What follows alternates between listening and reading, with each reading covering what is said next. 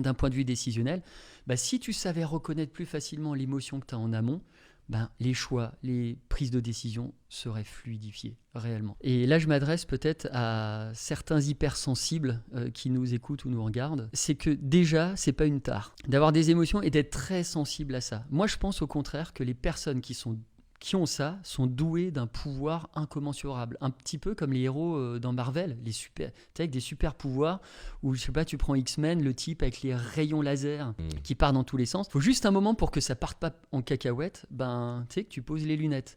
Tu trouves un moyen de réguler un peu cette espèce de force que tu as en toi. Parce que ces personnes-là, elles voient des choses que les autres ne voient pas. C'est-à-dire qu'il y a tout un tas de signaux émotionnels autour d'elles, qu'elles captent. Alors c'est dur, des fois tu es comme une éponge, tu t'imbibes de plein de trucs. Et leur problème, c'est qu'à un moment, elles s'imbibent trop, elles arrivent au max de saturation ou de pouvoir d'imbibation, et après, il se passe plus rien. Et après, elles développent des troubles psychosomatiques, etc.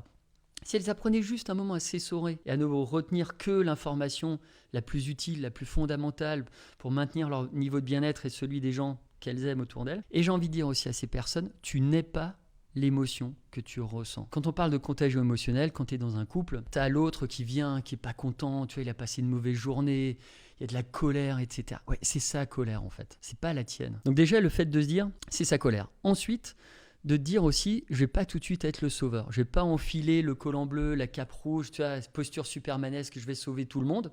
Non, t'écoutes en fait. Parce que quand une personne a beaucoup de colère, il faut qu'elle se décharge, qu'elle parle, donc tu la fais parler.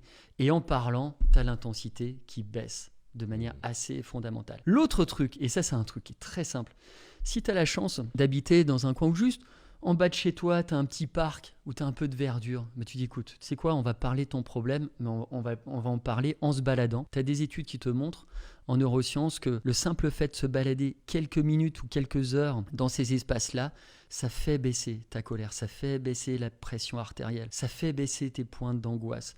Parce qu'en fait, tu entres en résonance avec les petites feuilles qui bougent, et ton corps il est comme aimanté en fait par cette espèce de pouvoir du silence en fait de la végétation. Reconnectons-nous à 2-3 choses un peu basiques et ça te permet de laisser la colère passer. Mais les choses doivent être dites aussi. La colère, si elle s'exprime, c'est qu'il y a un truc qui doit sortir. Ce que tu ressens. Voilà. Parce qu'aussi, c'est une autre chose. On est dans un pays, à nouveau, où on ne laisse pas la place, par exemple, au deuil. On veut tout de suite régler les problèmes. Et moi, je trouve que il y a plein de micro-deuils, il y a plein de micro-moments à avoir où il faut laisser un moment aussi vivre l'émotion. Parce que l'émotion, à nouveau, c'est une info. Elle veut te dire un truc. Et si tu n'entends pas ce truc-là, tu n'arriveras pas à régler le problème qui t'embête un peu dans la situation présente.